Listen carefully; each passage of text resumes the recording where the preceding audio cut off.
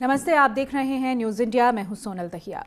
आज सुबह महाराष्ट्र के बारामती से एक ऐसी खबर आई जिसने पूरे देश को स्तब्ध कर दिया।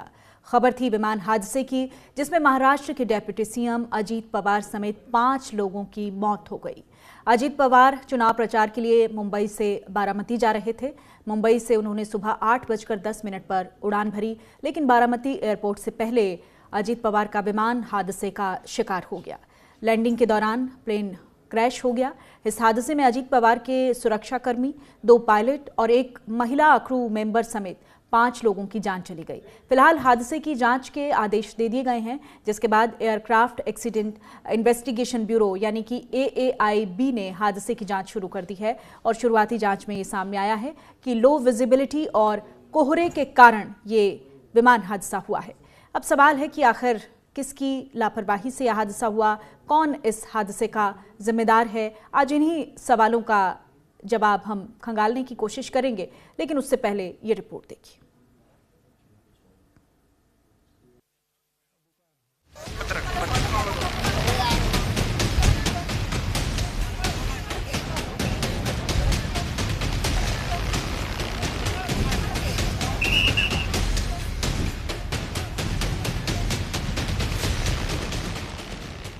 धू-धू कर जलता विमान, विमान के मलबे से उठ रहा धुआं और आग बुझाने की कोशिशें। ये तस्वीरें हैं महाराष्ट्र के बारामती की, जहां सूबे के डिप्टी सीएम अजीत पवार का विमान हादसे का शिकार हो गया। एयरपोर्ट से पहले खेतों में प्लेन क्रैश हुआ और पूरा इलाका धुआं-धुआं हो गया। अजीत पवार महाराष्ट्र पंचायत चुनाव के लिए जनसभा को संबोधित करने बारामती जा रहे थे। वे मुंबई से सुबह 8:10 पर रवाना हुए। महाराष्ट्र एविएशन डिपार्टमेंट के मुताबिक पायलट ने सुबह 8:45 पर बारामती एयरपोर्ट पर लैंडिंग की कोशिश की थी, लेकिन रनवे साफ दिखाई नहीं दिया तो वो विमान को दोबारा ऊंचाई पर ले गया। पहली कोशिश नाकाम रहने के बाद बारामती के रनवे 11 पर दोबारा लैंडिंग की कोशिश की गई। इस दौरान विमान रनवे से फिसलकर क्रैश हो गया। जैसे ही विमान जमीन पर गिरा, उसमें तुरंत आग लग गई। मलबे से धुआं निकलता देख और धमाके की आवाज सुनकर स्थानीय लोग फौरन मौके पर पहुंचे। जब नीचे आया था ऐसा लग रहा था उसका क्रैश हो जाएगा ऐसा हम सोच रहे थे, तभी क्रैश हो गया। हम देखे कि हमें लगा नहीं क्रैश हो गया है, लेकिन एयर ट्रैप पे उतरेगा ऐसा लगा, उतर रहा है, लेकिन क्रैप हुआ और उसके बाद स्फोट हो गया उसका जबरदस्त। स्फोट होने के बाद वो हम देखने आए, पहले देखा तो उसको आग लगी थी पूरे प्लेन को, और उसके बाद 4-5 स्फोट हो गया विमान में उसका। और उसके बाद बहुत लोग आ गए और उसने निकालने की कोशिश की, लेकिन बड़ी आग लगी, उसके कारण कोई मदद नहीं कर सकता। हादसे का मंजर बेहद भयानक था। चश्मदीदों की माने तो लैंडिंग की कोशिश करते वक्त विमान लड़खड़ाया और पल भर में हादसे का शिकार हो गया। क्रैश होने के बाद विमान में करीब 5 धमाके हुए और चार्टर्ड प्लेन आग का गोला बन गया। और इस हादसे में डिप्टी सीएम अजीत पवार समेत 5 लोगों की मौत हो गई। जो एक्सीडेंट जो हुआ है उसका जो इन्वेस्टिगेशन उसको भी हमने शुरू कर दिया है। तुरंत DGCA और AIB की टीम भी आई है, और जो प्रिलिमिनरी इन्वेस्टिगेशन या प्रिलिमिनरी जो समाचार हमें मिला है उसमें इतनी जानकारी थी कि जब वो लैंड करना चाहते थे सुबह करीब 8:48 AM के आसपास, तो उस समय विजिबिलिटी थोड़ा पुअर था उधर। और जब ATC बारामती से उनका जो कांटेक्ट हो रहा था फ्लाइट के लिए पायलट से, तो ATC वालों ने पूछा कि क्या रनवे साइट में है, तो उनके तरफ से आया कि रनवे साइट में अभी नहीं है। तो उसके बाद उन्होंने एक गो अराउंड भी किया। विमान हादसे की जांच शुरू हो गई है और शुरुआती जांच में जो सामने आया है उसके मुताबिक इलाके में घना कोहरा और लो विजिबिलिटी हादसे की मुख्य वजह रही। बताया जा रहा है कि हादसे के वक्त बारामती के लैंडिंग स्ट्रिप वाले इलाके में घना कोहरा था, जिससे विजिबिलिटी काफी कम होकर करीब 800 मीटर तक रह गई थी। पायलट्स ने बारामती एयरपोर्ट के रनवे 11 पर लैंडिंग की कोशिश की, हालांकि उन्हें रनवे नहीं दिखा। पायलट्स ने प्लेन दोबारा ऊपर ले लिया। थोड़ी देर बाद फिर लैंडिंग की कोशिश की, इस बार प्लेन रनवे की तरफ बढ़ा, लेकिन जमीन छूने से पहले ही पलटकर जमीन से टकरा गया। अजीत पवार जिस कंपनी के प्लेन में हादसे का शिकार हुए, उस वीएसआर वेंचर्स ने एक बयान जारी किया है, जिसमें कहा गया है कि पायलट रनवे नहीं देख पाया था, उसे करीब 16,000 घंटे फ्लाइंग का अनुभव था। को पायलट को करीब 1500 घंटे फ्लाइंग का अनुभव था। विमान में कोई तकनीकी खराबी नहीं थी। एयरलाइन के पास अभी भी 7 और विमान हैं। हम उन्हें ग्राउंड नहीं करने जा रहे। डीजीसीए हमारे विमानों की जांच कर रहा है। अजीत पवार जिस प्लेन में सवार थे, जो हादसे का शिकार हुआ, वो वीएसआर वेंचर्स प्राइवेट लिमिटेड का प्रीमियम बिजनेस जेट था। इसकी खासियत थी कि ये छोटे एयरपोर्ट से भी उड़ान भर सकता था, शॉर्ट रनवे से टेक ऑफ कर सकता था। लेकिन इस विमान पर पहले भी बवाल खड़े हुए थे। जब 14 सितंबर 2023 को भी वीएसआर वेंचर्स कंपनी का लियरजेट 45 जेट दुर्घटनाग्रस्त हो गया था। भारी बारिश और कम विजिबिलिटी के बीच मुंबई के छत्रपति शिवाजी महाराज इंटरनेशनल एयरपोर्ट पर लैंडिंग के समय दुर्घटनाग्रस्त हो गया था। तब इसने विशाखापट्टनम से उड़ान भरी थी। इसमें पायलट, को पायलट और 6 यात्री सवार थे। ये एयरपोर्ट पर टैक्सीवे के पास फिसलकर 2 हिस्सों में टूट गया था और अब 2 साल 5 महीने बाद ये प्लेन फिर हादसे का शिकार हुआ है, जिसमें अजीत पवार समेत 5 लोगों की जान चली गई।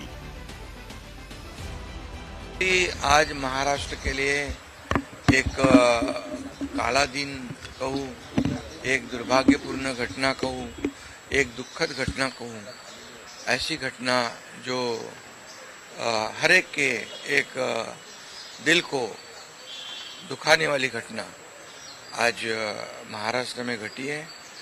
हमारे सहयोगी अजीत दादा पवार जी का प्लेन एक्सीडेंट में दुर्दैवी मृत्यु हुई है। ये हमारे लिए बहुत ही बेहद दुखद है और महाराष्ट्र के लिए भी दुखद है, उनके परिवार के लिए तो बहुत ही दुखद है। और अजीत दादा एक स्पष्ट वक्ता के रूप में जाने जाते थे। अजीत पवार के निधन से हर कोई हैरान है।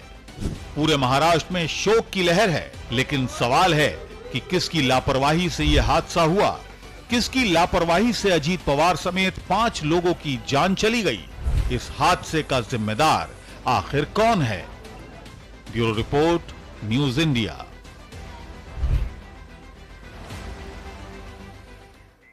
और इस वक्त हमारे साथ तमाम मेहमानों का खास पैनल है। रत्नाकर सिंह प्रवक्ता हैं बीजेपी के, आपका बहुत बहुत स्वागत करती हूं सर। नासिर हुसैन कांग्रेस के प्रवक्ता हैं, आपका भी बहुत बहुत स्वागत है। विक्रम सिंह यादव प्रवक्ता हैं शिवसेना यूबीटी, आपका भी बहुत बहुत स्वागत है। और स्क्वाड्रन लीडर रिटायर्ड कृष्ण मित्र एविएशन एक्सपर्ट हैं, आपका भी बहुत बहुत स्वागत है। कृष्ण मित्र जी, सबसे पहले मैं सवाल आप ही से ले लेती हूं, क्योंकि कुछ समय पहले हमने जब बात की थी तब तक जो कारण थे वो समझ में नहीं आ रहा था कि क्या कारण रहे, लेकिन अब लो विजिबिलिटी जो है वो रीज़न बताया जा रहा है इस हादसे का। कितना आपको लगता है कि टेक्निकल ये सही है? क्योंकि तमाम तरह के प्रेडिक्शंस होते हैं। क्या लॉ विजिबिलिटी के लिए जो क्रू था वो ट्रेन नहीं था? क्या रीज़न दिख रहा है आपको? देखिए, जहाँ तक के कैप्टन का सवाल है, 16,000 घंटे हैं उनके और 60,000 फ्लाइंग आवर्स एक मायने रखता है। It's a big experience at his back. ऐसा पायलट नॉर्मली इंस्ट्रूमेंट फ्लाइंग में काफ़ी माहिर होते हैं और नॉर्मली ऐसी गलती होती नहीं है।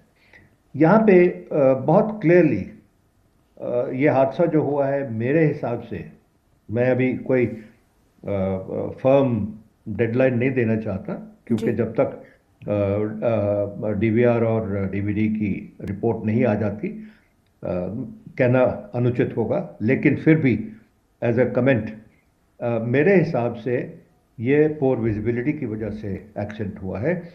और पुअर विजिबिलिटी के साथ जो जुड़ी है कॉज, वो है सेमी हिल टेरिटरी जी, जो वहाँ पे छोटे छोटे पहाड़ हैं, वो एयरपोर्ट के नज़दीक में है और पायलट ने एक अप्रोच करी, ओवरशूट कर दिया क्योंकि रनवे नहीं दिखाई दिया। दूसरी बार जब अप्रोच करी तो किसी वजह से ज़मीन नहीं दिखाई दी उनको, और जो सेमी पहाड़ी एरिया है उसमें उनका एक्सीडेंट, दुर्घटनाग्रस्त हुआ।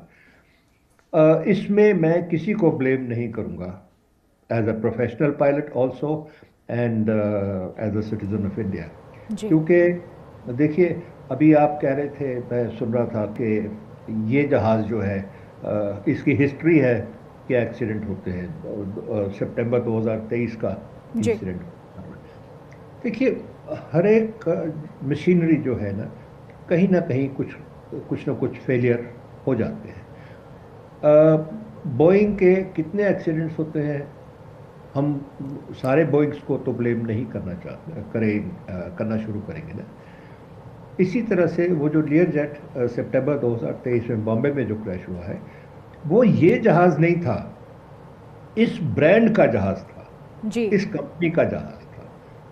जो हम आमतौर पे ये मिक्सअप करते हैं कि ये जहाज़ पहले भी दुर्घटनाग्रस्त ये जहाज़ नहीं हुआ था। ओके, ये चीज़ हमें खास ख्याल रखनी चाहिए। हमारे साथ जी बिल्कुल क्लियरली है कि misjudgement of the terrain and weather. Ratnakar Singh ji, क्योंकि बहुत सारे सवाल उठ रहे हैं कि इस हादसे की नैतिक जिम्मेदारी लेनी चाहिए, हम देख रहे हैं कुछ राजनीतिक प्रतिक्रियाएं भी सामने आ रही हैं, सवाल उठाया गया, जैसे ममता बनर्जी भी कह रही हैं कि इस हादसे की जांच होनी चाहिए। क्या देखते हैं आप प्राइमा फेसी इस पूरे इंसिडेंट में? देखिए, सबसे पहले तो मैं यही कहना चाहूँगा कि दुख की इस घड़ी में सभी देशवासियों को, महाराष्ट्र की जनता को जो पवार साहब के साथ खड़ी है, ये जो लोग राजनीतिक बयानबाजी कर रहे हैं, जो दुख की इस घड़ी में अपनी राजनीति की रोटियां सेकने का काम कर रहे हैं, इनको भी सहानुभूति के दो शब्द बोलने चाहिए और पवार परिवार के साथ खड़े होने चाहिए। ये आज की घटना कोई मामूली घटना नहीं, ये बहुत बड़ी घटना है, क्योंकि पवार साहब जैसे, अजीत पवार साहब जैसे दिग्गज राजनेता को खोना यह महाराष्ट्र के लिए बहुत बड़ी क्षति है। और महाराष्ट्र की राजनीति में मैं आपको बता दूं कि एक बहुत बड़ा शून्य बन गया है, शून्य पैदा हो गया है, क्रिएट हुआ है, जिसको फुलफिल करना, उसको भरना, ये आने वाले निकट भविष्य में मुमकिन नहीं है। क्योंकि जिस तरह अजीत दादा पवार का राजनीतिक अनुभव था, जिस तरह 6 बार वो उप मुख्यमंत्री रहते हुए इस महाराष्ट्र राज्य के कल्याणकारी योजनाओं को क्रियान्वित किए, विभिन्न पार्टियों के सहयोग से विभिन्न सरकारों में रहते हुए उन्होंने इंश्योर किया कि महाराष्ट्र की जनता का विकास हो और इस महाराष्ट्र का विकास हो, तो निश्चित रूप से यह क्षति जो है ये बहुत बड़ी क्षति है। और इस क्षति के अवसर पे इस तरह का वक्तव्य देना ये बिल्कुल शोभामान नहीं है, शोभा नहीं देता है। अब इस समय जो भी है, ममता बनर्जी हों चाहे अखिलेश यादव हों, क्योंकि मैं तो यही कहूँगा कि आने वाले कुछ समय में चुनाव है उत्तर प्रदेश में भी और पश्चिम बंगाल में भी, तो इस तरह की बयानबाजी देकर के ये जनता को जो है गुमराह और बरगलाने का काम कर रहे हैं। अभी जो भी कार्रवाई है, ये जांच मुख्यमंत्री जी ने स्वयं कहा है और डीजीसीए स्वयं ने कहा है कि इसकी जांच की जाएगी पूरी तरह से। तो ये जांच के बाद जो भी तथ्य सामने आएंगे, अगर तथ्य में कुछ संदेह आपको लगता है तो उसके आधार पे आप अपना वक्तव्य दीजिए। अभी आज ही दुर्घटना हुई है 8:45 बजे के तकरीबन, और आप 2 घंटा बाद जो है सरकार के ऊपर उंगली उठा रहे हैं, और दुख की इस घड़ी में आपके 2 शब्द जो है पवार परिवार के प्रति नहीं आ रहे हैं, तो यह दर्शाता है ना कि कहीं ना कहीं आप राजनीति कर रहे हैं, और वो भी ओछी राजनीति। अरे कोई अपना बेटा खोया है, कोई अपना पिता खोया है, कोई अपना बहन खोया है, उसकी सांत्वना के लिए आपको 2 शब्द कहने चाहिए। जी नासिर हुसैन जी, कैसे देखते हैं इस पूरी घटना को आप, क्योंकि लगातार बयानबाजी चल रही है, लेकिन इस दुख की घड़ी में जिस तरह से रत्नाकर सिंह भी कह रहे हैं कि हमें राजनीति से ऊपर उठकर थोड़ा संवेदनशील व्यक्ति की तरह सोचना चाहिए। बिल्कुल, मैं एक लाइन कहता हूं, बड़े गौर से सुन रहा था जमाना तुम्हें, तुम ही सो गए दास्ता कहते कहते। तो एक ऐसी चिराग महाराष्ट्र में बुझी है जिसकी हमें उम्मीद नहीं थी। वो जन जन के नेता थे, वो कहने को किसी के नहीं थे, पर कहने को वो सबके थे। आम लोगों से ऐसी उनकी जुड़ाव थी कि हमने देखा है जब वो एडोपी लीडर ऑफ अपोजिशन काम करते थे, रात के कई घंटों बैठे रहते थे, सुबह 6 बजे हो, रात के 2, उनके काम करने का एक तरीका था। तो हम लोगों ने एक ऐसे नेता को खोया है जिसकी क्षति शायद महाराष्ट्र में पूरा होना नामुमकिन जैसी दिखती है।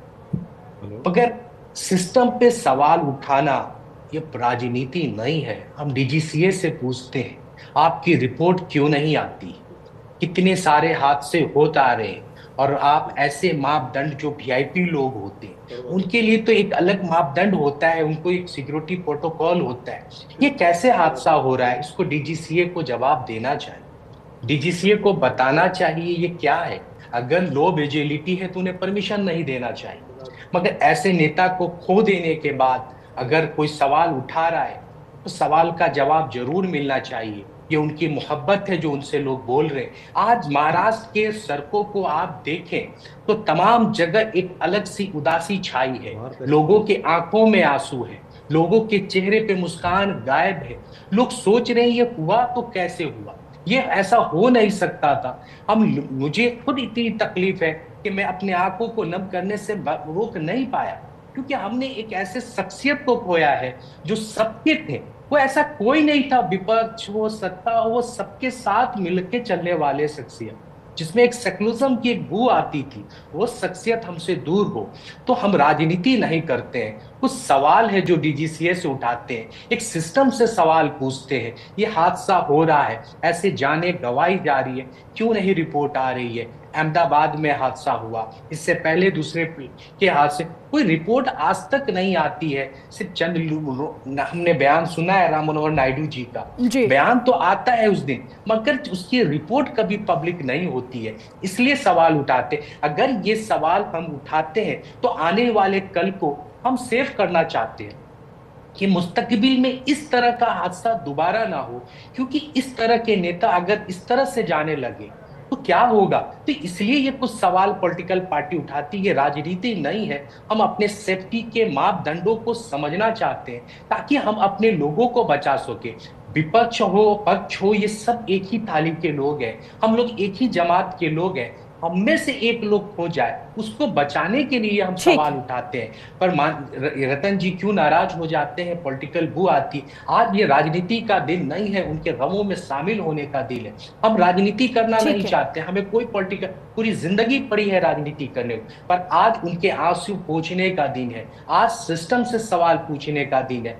क्यों ये सिस्टम सोई रही कि इतने बड़ा नेता की क्षति हो गई, ये सवाल है। सुना जी, ठीक है। नासिर हुसैन जी, हमारे साथ प्रवक्ता शिवसेना भी जुड़े हुए हैं विक्रम सिंह यादव जी। विक्रम सिंह यादव जी, राजनीति से ऊपर उठकर निश्चित तौर पर आज ये एक व्यक्ति के संघर्ष को, उसके समय को याद करने का दिन है, लेकिन साथ ही साथ जिस तरह से आवाज़ें उठ रही हैं, बहुत लोग कह रहे हैं कि जांच होनी चाहिए। आपका, आपकी पार्टी का क्या टेक है इस पर? सोनल जी, देखिए बिल्कुल, सुबह जब ये खबर मिली तो बड़ा अफसोस हुआ। और देखिए हमेशा जैसे ऐसी दुर्घटनाएं हो जाती हैं, लेकिन हमेशा सिर्फ बातचीत करके रह जाते हैं। इनके लिए जो जिम्मेदार लोग हैं या किन कारणों से ऐसी दुर्घटनाएं होती हैं, हो जाती हैं, तो इनके ऊपर ज़रूर ऐसी चीज़ों का सुधार होना चाहिए। क्योंकि आए दिन, जैसे पहले अभी जैसे उन्होंने बताया कुछ दिन पहले अहमदाबाद में हुआ था, और भी जैसे इस कंपनी के भी सुना है कि कई प्लेन क्रैश हो चुके हैं। और जबकि इसमें इतनी तकनीकी हिसाब से काफ़ी मतलब एडवांस इसमें सारी टेक्नोलॉजी थी, डबल इंजन भी था, तो ऐसी क्या वजह थी कि ये जांच का विषय तो है, जांच तो होनी चाहिए। लेकिन वीवीआईपी सुरक्षा में पहले भी इस तरह की लापरवाहियां हुई हैं विक्रम यादव जी, लेकिन जब सत्ता काल होता है हमारा तो हम दूसरे तरीके की भाषा बोलते हैं, लेकिन जब हम विपक्ष में बैठे होते हैं तब हमारी भाषा दूसरी होती है। नहीं, इसमें तो देखिए सत्ता पक्ष हो या विपक्ष हो, किसी की जान अगर किसी की लापरवाही से जाती है तो मैं समझता हूँ उस पर कार्रवाई होनी चाहिए। और ऐसे कोई भी नहीं सोचेगा कि कोई विपक्ष में है और किसी के साथ ऐसी दुर्घटना हो गई तो कोई बात नहीं, मतलब जाने दो, ये तो ऐसी बात ही नहीं है इसमें, कोई भी हो। इसके लिए देखिए आप, आज हमने एक बड़ा नेता खोया है, पूरे देश में शोक की लहर है, जो कि उनकी कमी पूरी नहीं हो सकती किसी भी कीमत में। तो इन चीज़ों के लिए तो पुख्ता इंतजाम होने चाहिए। अगर मौसम को लेके अगर कुछ ऐसा था कि कुछ दिखाई नहीं दे रहा था तो ठीक है, लैंडिंग नहीं करना था, कहीं और दूसरी जगह इमरजेंसी लैंडिंग करा देनी चाहिए थी। तो इसमें तो मुझे ऐसा कुछ लग नहीं रहा कि टेक्निकली भी और वैसे भी तो इसके अंदर क्या कुछ है, जांच का विषय तो है, इसमें जांच जरूर होनी चाहिए, क्योंकि आप इसमें ऐसा कोई चीज है ही नहीं कि जिसके कारण भाई ये कुछ ऐसा होता। आप कहीं पे भी लैंडिंग करा सकते थे अगर मौसम का अगर हम दोष दे रहे हैं तो, लेकिन मुझे नहीं लग रहा है कि इसमें जरूर कुछ न कुछ, देखिए जब तक वो वॉइस रिकॉर्डिंग पायलट की वो सब नहीं पता चलेंगी, उसके बाद तस्वीर कुछ साफ होगी कि क्या कुछ था। तो मैं तो यही समझता हूँ कि जिसकी पूरे बारीकी से जांच की जाए और जो भी दोषी हों, जो भी जिनकी लापरवाही से सब होता है, उनके खिलाफ कड़ी कार्रवाई करनी चाहिए और आगे चीज दुरुस्त हो, ऐसे प्रयास होने चाहिए। रत्नाकर सिंह जी, अक्सर ऐसे हादसों में मांग एक ही उठती है कि रिपोर्ट आनी चाहिए, रिपोर्ट सार्वजनिक होनी चाहिए, निष्पक्षता से जांच होनी चाहिए। कई बार हम क्या करते हैं कि पहले के हादसों में इस तरह की लापरवाही बरतकर या कहिए कि एक अनदेखा सा सिस्टम बनाकर हम ये कन्विंस नहीं करवा पाते हैं कि ये जो हादसा हुआ है ये महज हादसा था, कोई साजिश नहीं थी। कहाँ चूक रह जाती है बार बार वीवीआईपी सुरक्षा में कि इस तरह के हादसे होते रहते हैं और फिर इन पर राजनीति होती रहती है, एक के बाद एक सवाल उठते रहते हैं।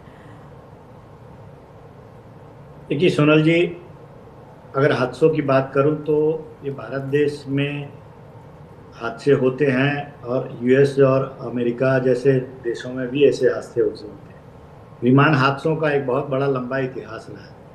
कहीं न कहीं हम मानव हैं, कोई चीज़ें बनाते हैं, चाहे विमान बनाते हैं, चाहे टेक्नोलॉजी का इस्तेमाल करते हैं, तो उसमें गलती होने की प्रोबेबिलिटी हमेशा बनी रहती है। 1 लाख फ्लाइंग में अगर एक आध घटना दुर्घटना होने के चांसेस हमेशा बने रहते हैं। तो निश्चित रूप से हम अभी 100% परफेक्शन नहीं विमान हादसों को रोकने के लिए कर पाए। तो इस तरह की जो दुर्घटनाएं होती हैं, निश्चित रूप से देश के जो भी एविएशन डिपार्टमेंट में लोग काम करते हैं वो इस तरह की घटनाओं से सीख लेकर के और आगे इस तरह की घटनाएं ना हो उसके ऊपर काम करते हैं और वह प्रिकॉशंस लेते हैं और कुछ नियम कानून बनाते हैं जिसके तहत जो है इस तरह की घटनाओं के रोकथाम किया जा सके। निश्चित रूप से कोई अगर हादसा होता है, चाहे कहीं पे भी होता है, तो हर हादसे के पीछे साजिश देखना, साजिश का स्वरूप देखना, यह राजनीति से प्रेरित जो है ये वक्तव्य होते हैं। अगर मैं गिना दूं यही आपके सामने, आपने भी बताया अभी कि बिपिन रावत जी की दुर्घटना, क्या वो कोई साजिश थी? माधवराज सिंधिया, राजेश पायलट, विजय रूपानी, वाईएस रेड्डी, ये सारे देश के दिग्गज नेता और प्रशासनिक सेवाओं में बैठे हुए लोग इन हादसों का शिकार हुए हैं। निश्चित रूप से उसमें जहाँ पे भी तहकीकात की गई, कुछ न कुछ टेक्निकल फॉल्ट या ह्यूमन एरर या इस तरह की चीजें बाहर सामने निकल कर आई। तो अगर कहीं कोई साजिश रहेगी तो उसकी।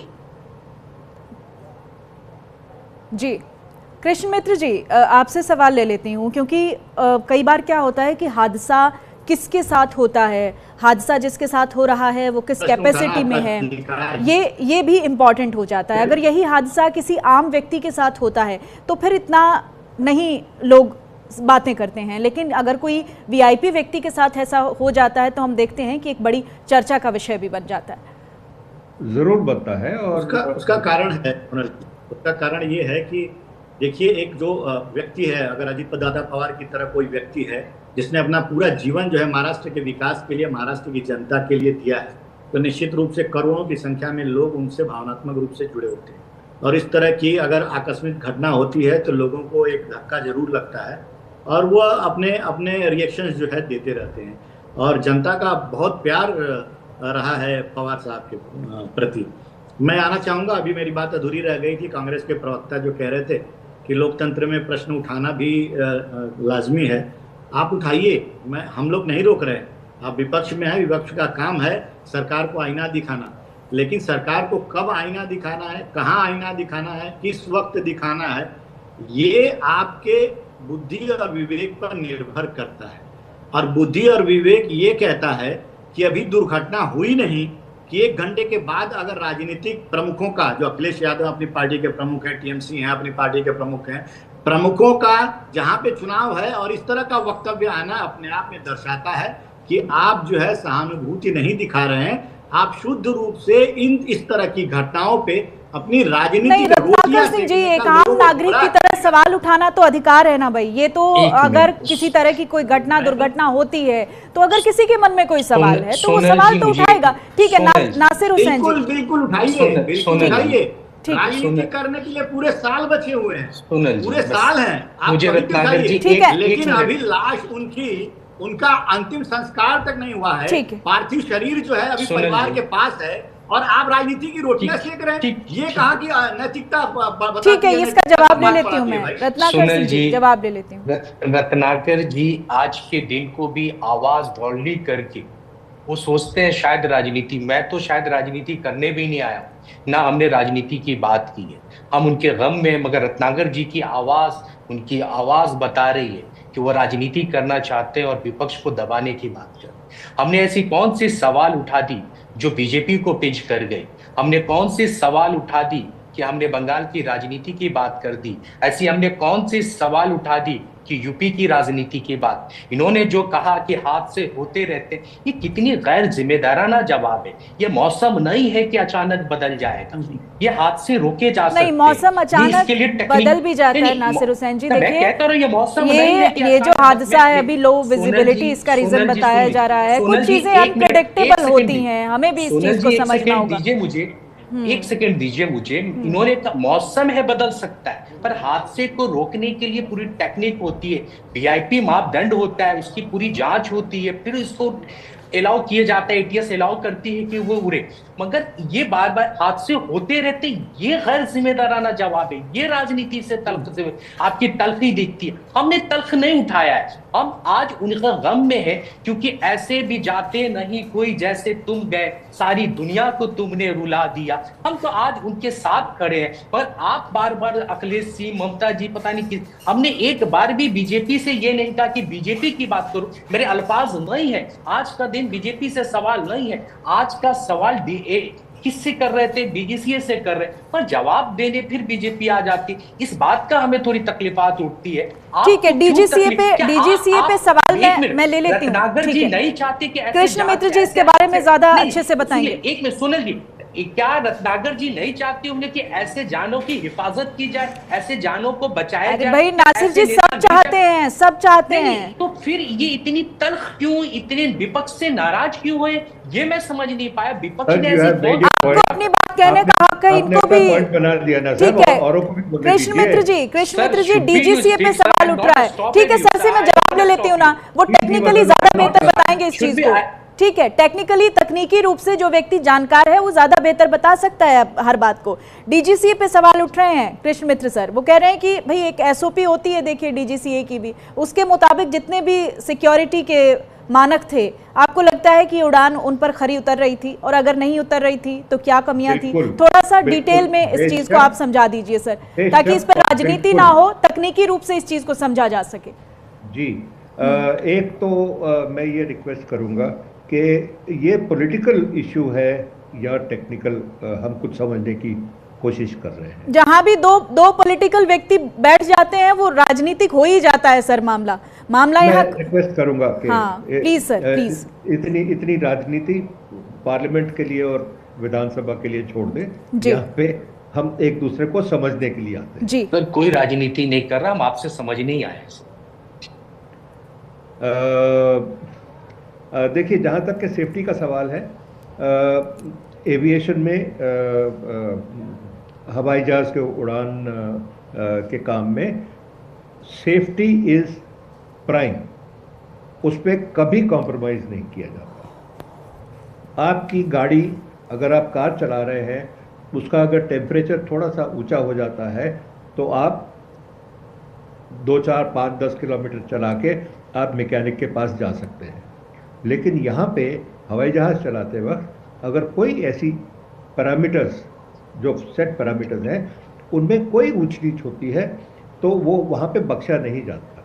यहाँ तो जहाज़ को ग्राउंड किया जाता है, अगर हवाई जहाज़ हवा में है तो उसे इमीडिएटली लैंड किया जाता है। हम हवाई जहाज़ के हादसों का इतना इशू क्यों बनाते हैं, मुझे ये समझ नहीं आती। डीजीसीए एक बहुत सक्षम अथॉरिटी है, हर किस्म से वो पायलट्स को भी चेक करते हैं, एयरक्राफ्ट को भी चेक करते हैं, आपकी एटीसी और ग्राउंड मैनेजमेंट सिस्टम्स को भी चेक करते हैं।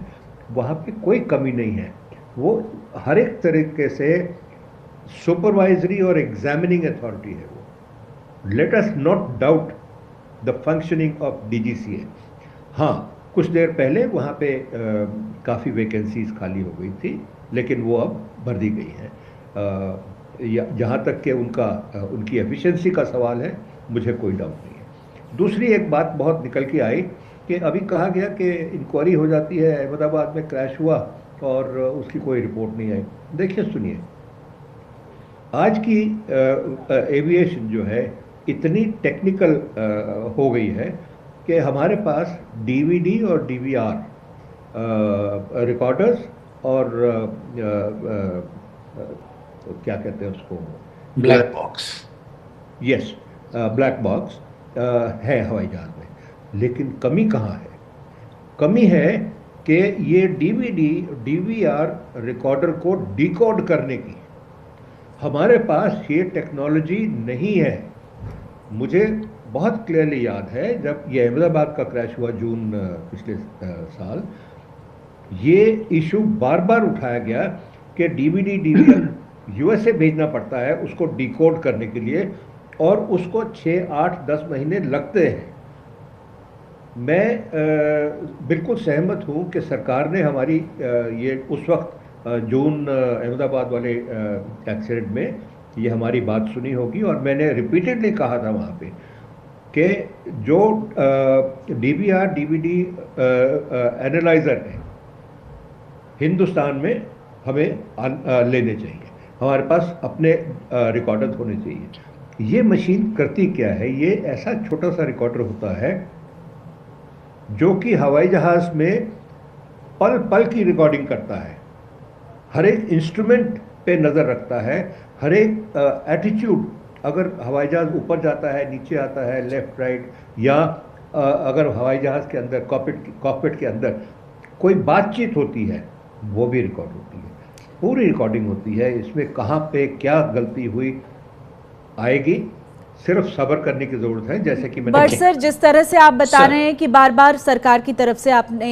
मांग भी की, अगर हम इस तरह से इक्विप्ड नहीं हैं टेक्निकल तरीके से, आपने बहुत बेहतर तरीके से समझाया, तो फिर ये जिम्मेदारी किसकी है? ऐसे तो हादसे होते रहेंगे, और हादसे होते रहेंगे तो फिर उसकी रिस्पॉन्सिबिलिटी सरकार पर तो बनती है। आई डोंट एक्सेप्ट कि हम पूरी तरह से इक्विप्ड नहीं है। हम पूरी तरह से इक्विप्ड हैं, हम सक्षम हैं। ये जहाज आज कल से तो नहीं उड़ना शुरू हुआ ना हिंदुस्तान में, काफ़ी देर से उड़ रहे हैं ये जहाज, और एक नहीं है, 6 जहाज हैं कंपनी के पास, औरों के पास भी होंगे। लेयर जेट जो है काफ़ी दुनिया में सब जगह उड़ता है, हिंदुस्तान में भी उसी तरह से उड़ता है। अगर ये हवाई जहाज सक्षम नहीं होता या हिंदुस्तान सक्षम नहीं होता, यहाँ थोड़ा सा एक कंट्रडिक्शन है।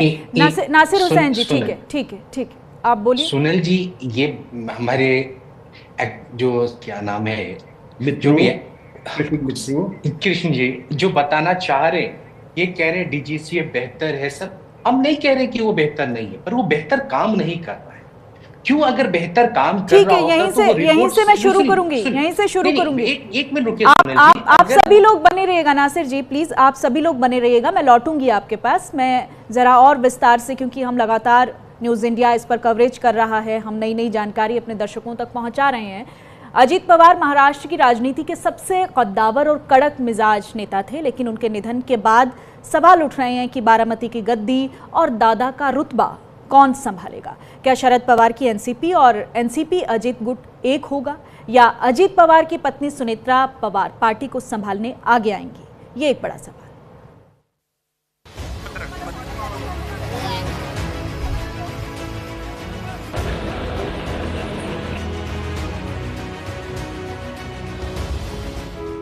आंखों में आंसुओं का सैलाब, दर्द में डूबे समर्थक और बारामती में पसरा मातम। ये तस्वीरें बता रही हैं कि अजीत पवार का न होना महाराष्ट्र के लिए कितनी बड़ी क्षति है। अजीत पवार महाराष्ट्र की राजनीति के बेताज बादशाह थे। वो महाराष्ट्र की सियासत की धुरी माने जाते थे, लेकिन आज महाराष्ट्र ने अपना जननेता खो दिया। बारामती में हुए विमान हादसे में अजीत दादा पवार का निधन हो गया। जैसे ही अजीत पवार के निधन की खबर आई, हर कोई सन्न रह गया। अजीत पवार के निधन की खबर मिलते ही प्रधानमंत्री नरेंद्र मोदी ने मुख्यमंत्री देवेंद्र फडणवीस से हादसे की जानकारी ली।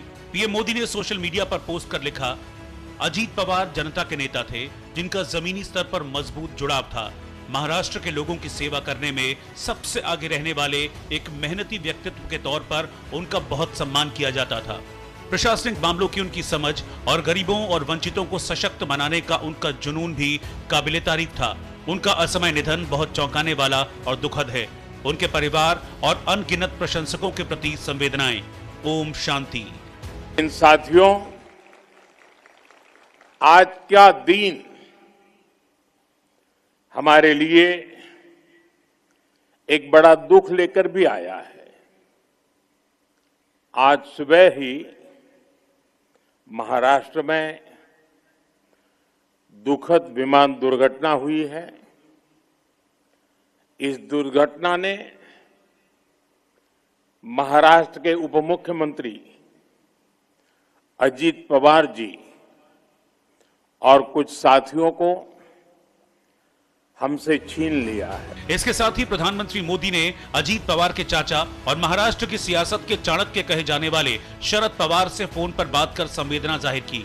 वहीं महाराष्ट्र के मुख्यमंत्री देवेंद्र फडणवीस बारामती पहुंचे, अजीत पवार की पत्नी सुनेत्रा पवार से मिले और पवार परिवार को ढाढ़स बंधाया। श्रीमान अजीत दादा पवार, इनका एक विमान के एक्सीडेंट में बहुत ही दुखद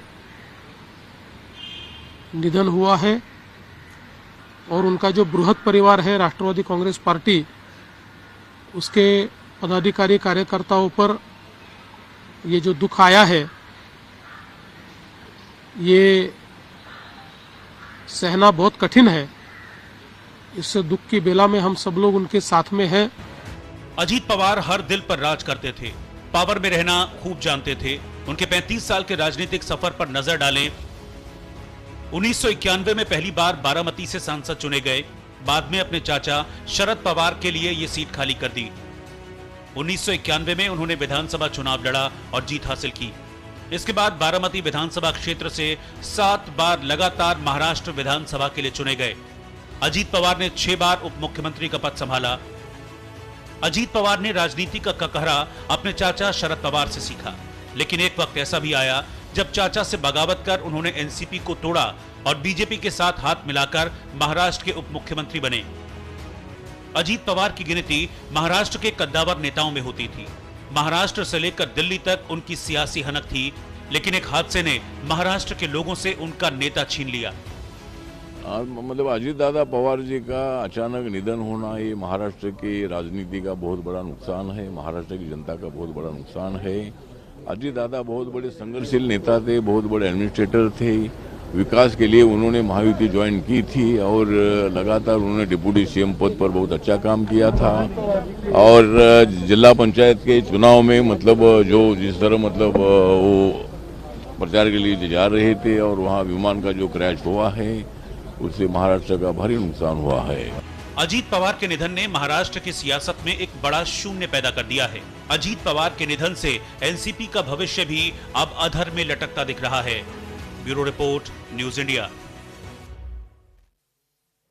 और सवाल यहाँ पर यह भी है कि अजीत पवार के बाद अब एनसीपी कौन संभालेगा? सत्ता के तौर पर देखें, संगठन के तौर पर देखें, पार्टी के तौर पर देखें, तो आगे अब उसका ध्वजवाहक कौन होगा? तमाम मेहमानों का खास पैनल हमारे साथ जुड़ा हुआ है। नासिर जी, आप अपनी बात पूरा कर लीजिए, फिर मैं बाकी मेहमानों के पास जाऊंगी। बिल्कुल नहीं, मैं कुछ इसलिए सवाल उठाना चाह रहा था कि सर ने जो सवाल उठाया कि डीजीसीए बेहतर काम कर रहा है। मैं कांग्रेस कहती है कि बेहतर काम कर रही, पर उसकी कंट्रोल करती है सरकार का काम है कि उसकी जिम्मेदारी है कि उस पर कंट्रोल करे, और जो वो जांच कर रही है उसमें ट्रांसपेरेंसी हो और उसे देश के सामने रखना चाहिए। ऐसी कितनी जांचें हो गई जो आज तक रिपोर्ट पे नहीं आई, ना किसी चैनल के माध्यम से पता चला, ना किसी ऑल इंडिया पार्टी मीटिंग से पता चला। तो हम कैसे भरोसा करें कि वो बेहतर काम करे? ये हादसा तो छोटी हादसा नहीं है। मैंने पहले कहा कि मौसम नहीं है कि अभी चंद मिनट में बदल जाएगा।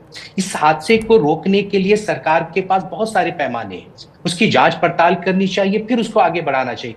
पर सरकार उस पर नजर नहीं रखती है। सिर्फ राजनीति मूड में, चुनाव मूड में रहने से चुनाव नहीं जीता जाता है। चुनाव आप लड़िए।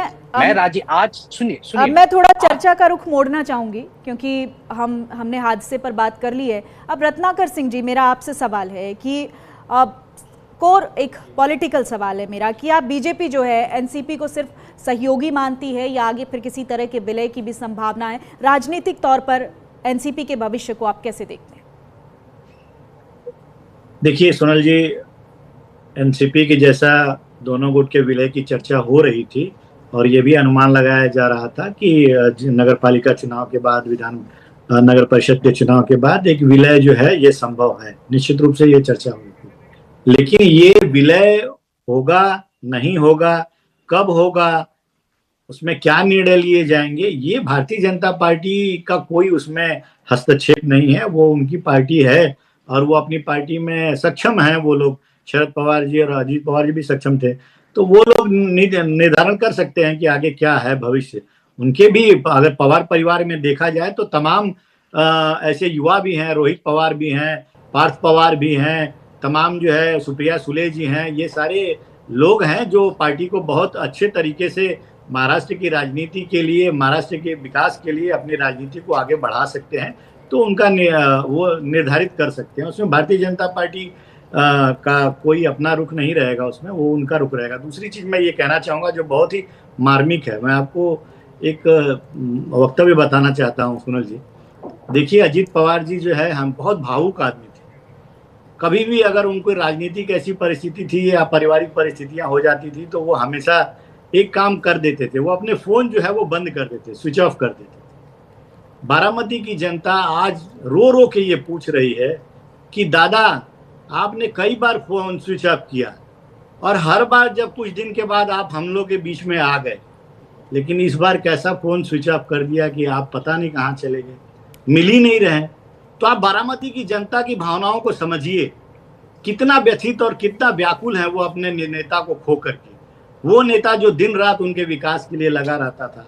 बारामती का विकास आज अगर आप देखेंगे, मैं और एक चीज कहना चाहूंगा, भले ही शरद पवार जी रणनीतिक रूप से एनसीपी, जब पहले एनसीपी जो विलय एक एनसीपी थी तो रणनीतिक रूप से भले ही वो चलाते थे, लेकिन संगठनात्मक रूप से और जो चलाने का काम वो सिर्फ अजीत दादा पवार ही करते थे। रैली हो या संगठन को मजबूती देने का काम हो, वो अजीत दादा पवार ही करते थे। आपने देखा कि पिछला विधानसभा चुनाव में यही परिणाम उसका ये हुआ कि विधानसभा चुनाव में जनता उनके साथ ज्यादा जुड़ी, एनसीपी शरद गुट के अगर कंपैरिजन में देखें तो निश्चित रूप से आज जो जनता है वो उनको बेहद प्यार करती है और बहुत मिस कर रही है और यही कह रही है कि दादा आपने स्विच ऑफ जब भी फोन किया तब हमारे बीच में रहे, आज आपने कैसा स्विच ऑफ कर दिया कि हमें मिल ही नहीं। विक्रम सिंह जी, हमने देखा है कि आपकी पार्टी भी, शिवसेना भी एक विभाजन का जो दर्द है वो झेल चुकी है। ठीक वैसे ही हमने एनसीपी का बैकग्राउंड भी देखा। अब किस तरह से इसको आप राजनीतिक तौर पर देखते हैं? क्योंकि एक बार विभाजन के बाद पार्टी का खड़ा होना, उसको उसी दिशा में आगे बढ़ाना थोड़ा सा मुश्किल काम जरूर हो जाता है। देखिए सोनल जी, मुश्किल तो होता ही है, लेकिन एक विचारधारा है वो हमेशा जिंदा रहती है और विचारधारा के हिसाब से ही आगे भी काम होंगे। और शरद पवार जी बड़े नेता हैं, काफ़ी सूझबूझ के साथ वो आगे चीज़ों को, अपने परिवार को साथ लेके, मैं समझता हूँ लेके चलेंगे। और आज तो खैर इसके ऊपर हम ज़्यादा क्या कह सकते हैं। अब तो मैं यही कह सकता हूँ कि भाई उनकी कमी को पूरा नहीं किया जा सकता और उनके परिवार के साथ, उनके चाहने वालों के साथ हमारी संवेदनाएं हैं और एक भारी मन से हम उनको श्रद्धांजलि देते हैं। बस यही है कि भगवान उनकी आत्मा को शांति दे और आगे का जो भी है, परिवार के अंदर ये शक्ति मिले परिवार को इस दुख को सहने की, और आगे से अपना जो भी काम है अपना सारा पूरा परिवार, मैं समझता हूँ, मैं ये चाहता हूँ कि भाई मिलजुल करके चीज़ों को आगे बढ़ाएं। ठीक है नासिर जी, महाराष्ट्र की राजनीति में स्टेबिलिटी के तौर पर कैसे देखते हैं आप? चूंकि एक बड़े नेता का चले जाना महाराष्ट्र की राजनीति का रुख किस तरीके से मोड़ सकता है? एज अ पॉलिटिशियन आपका आकलन क्या कहता है? नहीं, मुझे मैं आज के दिन कोई पॉलिटिकल बात नहीं करता हूँ, मगर मैं समझता हूँ कि ये एक बड़ी क्षति है और इसे पूरी नहीं की जाती, एक इंसान का जाना, वो भी एक ऐसे इंसान का जाना जो उस पार्टी का राष्ट्रीय अध्यक्ष हो, जो स्टेट का उप मुख्यमंत्री हो, बारामती से लेके पूरे महाराष्ट्र में उसने जो एक छाप बनाई है, एक अब जन जन से जुड़े हैं। मैं मंत्रालय जाता था, एक दोस्त मेरा बारामती से आया और वो आके बोलता है कि मैं बारामती से आया हूँ, तो ये नहीं देखता है वो किसका जानने वाला है, सिर्फ ये मालूम होता है वो बारामती से आया और उसका काम हो जाता है। तो इस तरह की एक खौफ, एक छाप उन्होंने छोड़ रखा था। तो ऐसे लोगों की जो गैप है उसे नहीं बढ़ा जा सकता, और रही उनके राजनीति को कौन आगे बढ़ाएगा, ये तो आगे मुस्तकबिल में पता चल ही जाएगा। मगर आज उस पर चर्चा करना मेरे जैसे छोटे से पॉलिटिशियन को मायने नहीं रखता है, क्योंकि मैं समझता हूं कि ये बहुत बड़ा महाराष्ट्र है, यहाँ के लोगों का दिल बड़ा है। क्योंकि आज इस पे अगर हम बात करते हैं तो लोगों की आंसू भी नहीं पूछी, और हम बोलेंगे ये उनकी वारिस है, तो शायद मुझे महाराष्ट्र कभी माफ नहीं करेगी। क्योंकि लोगों के गमों की आंसू आज पूछी जा रही है। लोग पूछ रहे हैं, कहाँ है दादा वो तुम्हारा वादा जो तुम करते थे, कभी छोड़ते नहीं थे। वो अपने वादे के लिए वो जाने जाते थे, एक बार कमिटमेंट कर दिया तो वो कभी पीछे नहीं हटते थे। वो यारों के यार थे, दोस्तों के दोस्त थे, वाकई में जन नेता थे। लाख मुखालफत हो मगर वो काम करने वाले नेता थे। तो मुझे उम्मीद है कि महाराष्ट्र के राजनीति में ऐसे शख्सियत का आना शायद मुश्किल हो, मगर उनके बुनियादों को कौन भरेगा ये आगे हम देखेंगे। ठीक है कृष्ण मित्र जी, इस मामले में आपको लगता है कि एक इंडिपेंडेंट एविएशन ऑडिट ज़रूरी है, या फिर पहले भी हमने देखा कि कई बार ऐसे हादसों को कवर अप भी कर लिया जाता है? पर्टिकुलरली इस केस के बारे में मैं आपसे जानना चाहूँगी कि अभी तक जो जानकारी मिली है, जो आपका आकलन कहता है, वो किस दिशा में जा रहा है? देखिए, जहाँ तक के ऑडिट का सवाल है, ऑडिट शायद ना हो, लेकिन मैं एक बात आपको ज़रूर एश्योर कर देना चाहूँगा कि इंक्वायरी पूरी होगी, रिज़ल्ट आएगा, और रिज़ल्ट शायद इसलिए पब्लिक नहीं किया जाता क्योंकि ये हज़ारों पेज की रिपोर्ट होती है, 5, 7, 10 पेज की रिपोर्ट नहीं होती है। और क्योंकि इस जब इन्वेस्टिगेशन होती है तो हर एक पहलू, एवरी इंस्ट्रूमेंट, सुना लीजिए please, let me complete sir, let me complete.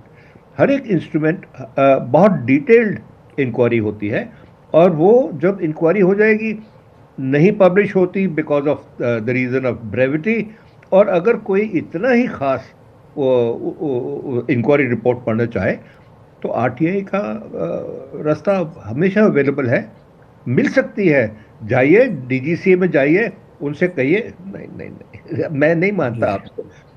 RTI is a very strong tool. सरकार ने आरटीआई की दम निकाल दी है सर, आप भी इसी देश में हैं, मैं भी हूँ। आरटीआई की क्या हालात थे वो हमने देखा, हाई कोर्ट तक हम लोग गए थे, प्रधानमंत्री की डिग्री भी हमने आरटीआई से मांगी थी, क्या मिल गई? ये देखिए, अब आप कह रहे हैं आप राजनीतिक नहीं होंगे और आप राजनीतिक होते चले जा रहे हैं इस मसले पर। मैं आरटीआई की बात की इसलिए मैंने आरटीआई की बात निकाली, मगर मैं जानता हूँ आरटीआई से क्या नहीं, डीजीसीए की रिपोर्ट ऐसी कौन, बार बार हादसे होंगे, इंक्वायरी तो होगी, मैं भी सर से एग्री हूं कि इंक्वायरी होगी, पर रिपोर्ट नहीं आती है कि हादसे क्यों हो रहे। बात ये पॉलिटिकल नहीं है, ये जनप्रतिनिधि की जान बचाने के लिए हम सवाल उठाते हैं कि किसी भी दल का हो, एक जनप्रतिनिधि तो है, उसकी जाने तो जा रही है, इसकी जवाबदेही किसकी है? ये सरकार की नहीं है तो क्या नासिर हुसैन की है? क्या हम सरकार से ये सवाल जनप्रतिनिधियों की जाने आवाज जा रही है, ठीक किसकी जाने क्यों? ये छोटा सा मुद्दा नहीं है कि आज एक देश, एक राज्य का डिप्टी सीएम, सोनाली जी आप इसे इतनी आसानी से मत जाने दीजिए इस मुद्दों को कि एक राज्य का डिप्टी सीएम यूं ही चला जाए और सवाल ना उठाए कि डीजीसीए क्या कर रहा था, वो इंक्वायरी क्यों नहीं आती है, पिछले हादसों का क्या हुआ, उसकी जवाब आज तो हम सब रोके चले जाएंगे, पर कल इसका जवाब कौन देगा? जो पिछले हादसे हुए क्या उसके रिप्लाई? मैं नहीं कहता कि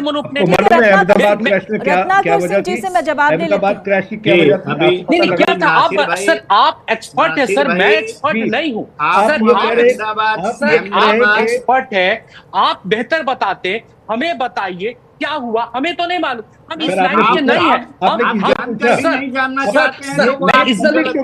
सर सुनिए ना सर, डोमेन में है। अगर अहमदाबाद दुर्घटना की जांच हुई, उसमें सारे तथ्य सामने आए, उसको आपने देखा नहीं तो ये आपकी गलती है भाई। रिपोर्ट नहीं, रिपोर्ट में क्या आया, मैं बहुत महत्वपूर्ण बात कहना चाहूंगा। नहीं सुनिए ना सर, हमें पता है कि जो रिपोर्ट ये प्रश्न पूछने की बात कहते हैं, कह रहे हैं कि हम तो प्रश्न पूछेंगे। अब हमने वही प्रश्न उठाया कि प्रश्न पूछिए, आप विपक्ष है, प्रश्न पूछिए, लेकिन प्रश्न पूछने का भी एक सही समय होता है। और मैं उसको उदाहरण के माध्यम से चरितार्थ करना चाहता हूँ। नहीं समय तो एक मिनट, इसके लिए तो समय यही है, दुर्घटना हुई तो समय के माध्यम से ऐसे चरितार्थ करना चाहता हूँ कि अगर किसी पिता की रत्नाकर सिंह जी, आप जनप्रतिनिधि हैं, अगर आपकी सरकार पर सवाल उठ रहा है तो उसके लिए हम सही समय का मुहूर्त कैसे निकाल सकते हैं? ये तो अब घटना घटी है तो आपको सवालों का जवाब तो अभी भी देना होगा। ये तो कोई बात नहीं है ना सर, इस पे कोई मुद्दा ही नहीं है। कौन बात कर रहा है? पिता का पार्थिव शरीर पड़ा है तो आप वसीयत की बात करेंगे? अरे रत्नाकर जी, कोई नहीं, आप कैसी सवाल? ठीक है, बड़ी आराम से पूरी डिबेट हुई है आज। कोई हमने किसी तरह के कोई हीटेड आर्गुमेंट्स नहीं किए, लेकिन आप लास्ट में आके अपनी उसी रवायत को जिंदा रखे हुए हैं जो प्रवक्ता अक्सर करते हैं। आप महाराष्ट्र में रहते हैं, महाराष्ट्र की राजनीति आपने इतनी अग्रेसिव नहीं होना चाहिए। ये छत्रपति शिवाजी महाराज ठीक है, ये जांच का विषय है। जवाब दे दीजिए। आप एग्रेसिव है, पार्थिव शरीर एग्रेसिव है तो क्या आप एग्रेसिव है? रत्नाकर जी ठीक है, चलिए बहुत बहुत शुक्रिया नासिर हुसैन जी आपका, विक्रम यादव जी आपका बहुत बहुत शुक्रिया, रत्नेश्वर जी आपका भी बहुत बहुत शुक्रिया, और कृष्ण मित्र जी हमारे साथ एविएशन एक्सपर्ट जुड़े थे, आपका भी बहुत बहुत शुक्रिया। तो देखिए, जब हादसे होते हैं तो आम व्यक्ति के जहन में सवाल तो आता है कि आखिरकार सुरक्षा में चूक क्या रही, क्या ऐसे नॉर्म्स है जिनका पालन नहीं किया गया, और अगर किया गया होता तो आज अजीत पवार हमारे बीच होते, जिंदा होते। ये वो आम सवाल हैं जो आम व्यक्ति के मन में उठते हैं, लेकिन ये जवाबदेही का वक्त है। अगर इस तरीके की कोई भी लूप हॉल रहे हैं तो उनको जनता के सामने उजागर करना चाहिए। तकनीकी तौर पर ना सही, लेकिन एक कन्विंस करवाने का नज़रिया होता है जिससे आम आदमी की जो सुरक्षा है उसको लेकर वो खुद में एक विश्वास पैदा कर सके। फिलहाल वक्त एक छोटे से ब्रेक का, फौरन होंगे हाजिर।